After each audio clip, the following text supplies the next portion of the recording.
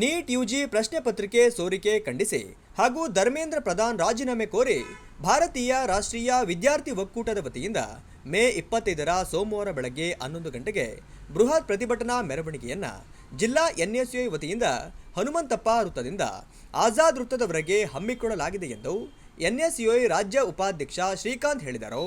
ಸುದ್ದಿಗೋಷ್ಠಿಯಲ್ಲಿ ಮಾತನಾಡಿದ ಅವರು ಮೇ 3, 2026ರಂದು ನಡೆದ ನೀಟ್ ಯುಜಿ ಪರೀಕ್ಷೆಯಲ್ಲಿ ವ್ಯಾಪಕ ಪ್ರಶ್ನೆ ಪತ್ರಿಕೆ ಸೋರಿಕೆ ಮತ್ತು ಅಕ್ರಮಗಳು ನಡೆದ ಹಿನ್ನೆಲೆಯಲ್ಲಿ ರಾಷ್ಟ್ರೀಯ ಪರೀಕ್ಷಾ ಏಜೆನ್ಸಿ ಪರೀಕ್ಷೆಯನ್ನು ಅಧಿಕೃತವಾಗಿ ರದ್ದುಗೊಳಿಸಲಾಗಿದೆ.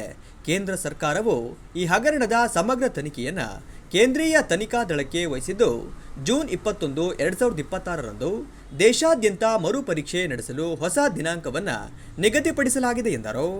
ಈಗೇನು ಮೇ 3ರಂದು ನಡೆದಂಥ ನೀಟ್ ಪರೀಕ್ಷೆಯಲ್ಲಿ ಏನು ಪೇಪರ್ ಲೀಕ್ ಹಗರಣ ಆಗಿದೆ, ಇದನ್ನು ಖಂಡಿಸಿ ಇದೇ 25 ಸೋಮವಾರಂದು ಬೃಹತ್ ಆಂದೋಲನ ನಡೆಸಬೇಕು ಅಂತೇಳಿ ಎನ್ಎಸ್ಯುಐ ವಿದ್ಯಾರ್ಥಿ ಘಟಕದ ವತಿಯಿಂದ ಈಗ 25ನೇ ತಾರೀಕು ನಾವು ಆಂದೋಲನ ಮಾಡ್ತಾಯಿದ್ದೀವಿ.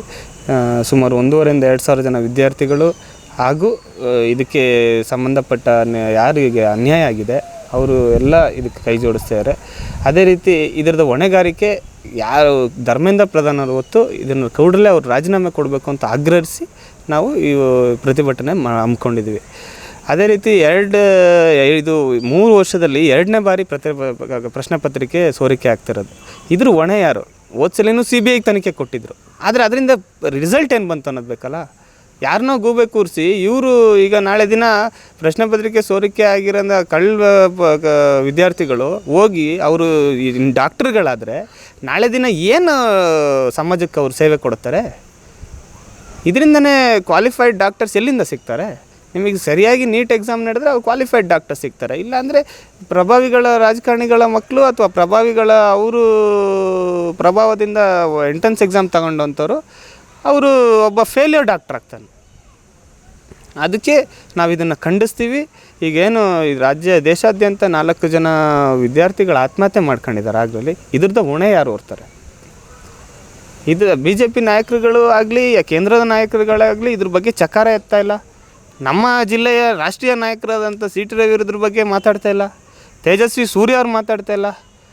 ಯಾವುದೋ ಒಂದು ಸಣ್ಣ CETಲಿ ಏನೋ ಇದು ಬಿಚ್ಚಿಸಿದ್ರು, ಶರ್ಟ್ ಬಿಚ್ಚಿಸಿದ್ರು, ಚೆಕ್ ಮಾಡಿದರು ಅಂಥೇಳಿ ಹೋಗಿ ದೇಶವ್ಯಾಪಿ ಪ್ರತಿಭಟನೆ ಮಾಡ್ತೀರಾ? ನೀವು ಇವರೆಲ್ಲ ನಿಮ್ಮ ಮಕ್ಕಳಲ್ವಾ? ಇವರೆಲ್ಲ ನಿಮ್ಮ ವಿದ್ಯಾರ್ಥಿಗಳಲ್ವಾ? ಒಂದೇ ಒಂದು ಹೇಳಿಕೆ ಕೊಟ್ಟಿಲ್ಲ. ಬೇರೆದ್ರ ಬಗ್ಗೆ ಎಲ್ಲ ಪ್ರತಿಭಟನೆ ರೋಡಲ್ಲಿ ಕೂತ್ಕೊಂಡು ಉಲ್ಡಾಡ್ತೀರಾ? ಇದ್ರ ಬಗ್ಗೆ ಬನ್ನಿ, ಪ್ರತಿಭಟನೆ ಮಾಡೋಣ, ಸೇರ್ಕೊಳ್ಳಿ. ಈಗೇನು ದೇಶಾದ್ಯಂತ ನೀವು ಸಂಚಲನ ಮೂಡಿಸಿದೆ ಕಾಕ್ರೋಚ್ ಅಂತೇಳಿ, ನಾನು ಒಬ್ಬ ಕಾಕ್ರೋಚ್ ಅಂತೇಳಿ ನಾವು ಶೇಷಿಕೆ ಅಡಿಯಲ್ಲೇ ನಾವು ಮಾಡ್ತಾಯಿದ್ದೀವಿ. ಇದು ಒಂದು ಆಂದೋಲನ ಆಗುತ್ತೆ. ಆಲ್ರೆಡಿ ಕೇಂದ್ರ ಸರ್ಕಾರಕ್ಕೆ ಇದರ ಎಚ್ಚರಿಕೆ ಮುಟ್ಟಿದೆ ಅಂತ ನಾವು ಅಂದ್ಕೊತೀವಿ. ಇದೇ ರೀತಿ ವಿದ್ಯಾರ್ಥಿಗಳ ಜೀವನದಲ್ಲಿ ನೀವು ಚೆಲ್ಲಾಟ ಆಡ್ತಾಯಿದ್ರೆ, ಯುವಜನದ ಸಮೂಹದಲ್ಲಿ ನೀವು ಭಾಳಲ್ಲೇ ಆಟ ಆಡ್ತಾಯಿದ್ರೆ ನೀವು ಖಂಡಿತ 2029ಕ್ಕೆ ಬೆಲೆ ತೆತ್ತೀರಾ ಅಂತ ನಾನು ಹೇಳೋಕ್ಕೆ ಇಷ್ಟಪಡ್ತೀನಿ. ಏನು ಇದೇ ತಿಂಗಳು ಮೇ 3ನೇ ತಾರೀಕು ಏನು UG ನೀಟ್ 2026 ಎಕ್ಸಾಮ್ ಏನು ನಡೀತು, ಈ ಒಂದು ಪ್ರಶ್ನೆ ಪತ್ರಿಕೆ ಸೋರಿಕೆ ಆಗಿದೆ ಎಂಬುದು ವಿದ್ಯಾರ್ಥಿಗಳಿಗೆ ಏನು ಬರ್ತಾರೆ ಎಕ್ಸಾಮು, ಅವಾಗ ವಿದ್ಯಾರ್ಥಿಗಳಿಗೆ ಹಾಗೂ ಶಿಕ್ಷಕರಿಗೆ ಇದೊಂದು ಲೀಕ್ ಆಗಿದೆ ಅಂತ ಗೊತ್ತಾಗುತ್ತೆ. ಇದರಿಂದ ಗೊತ್ತಾಗುತ್ತೆ ವಿದ್ಯಾರ್ಥಿಗಳು ಈ 3 ವರ್ಷದಲ್ಲಿ ಇದು 2ನೇ ಬಾರಿ ಆಗ್ತಿದೆ ನೀಟು ಏನು ಪೇಪರ್ ಸೋರಿಕೆ.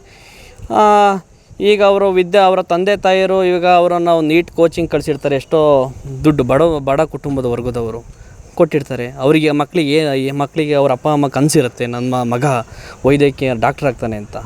ಇವತ್ತು ಅವ್ರ ಕನಸು ನುಚ್ಚು ನೂರಾಗ್ತಿದೆ. ಅದೇ ರೀತಿ ಯುವಕ ನಾನು ಡಾಕ್ಟರ್ ಆಗ್ತೀನಿ ಅಂತ ಅವನೇ ಆದಂಥ ಒಂದು ಗುರಿ ಸಾಧನೆ ಇರುತ್ತೆ. ಇವತ್ತು ಅದು ನುಚ್ಚು ನೀರಾಗ್ತಿದೆ ಇವರಿಂದ. ಇವ್ರು ಹೇಳ್ತಾರೆ ಇಲ್ಲಿ BJP ಕೇಂದ್ರ ಸರ್ಕಾರದವರು NTA ಏಜೆನ್ಸಿ ಕೊಟ್ಟಿದ್ದಾರೆ, ಅಲ್ಲಿ 2ನೇ ಬಾರಿ ಸೋರಿಕೆ ಆಗ್ತಿದ್ರು, CBI ತನಿಖೆ ಹಾಕಿದ್ದೀನಿ.